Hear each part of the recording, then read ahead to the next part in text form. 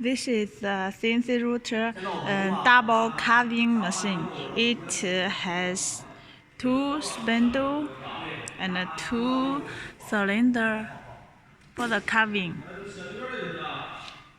Only for the rotary carving. The length is 1 meter and the diameter is 400 millimeter. This is the control cabinet. It uses the NC Studio control system. NC Studio control system, and it is with a remote controller.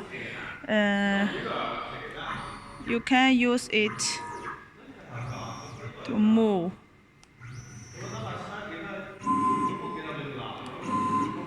It is more easy for the align the cutter.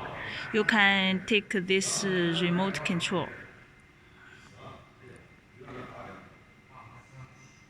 And it can make the XYZ clearance. Okay. This is the Inventor brand.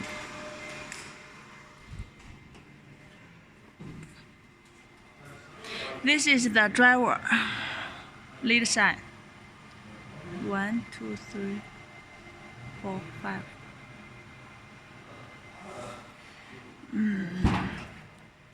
This is the oil can. Spindle 2.2.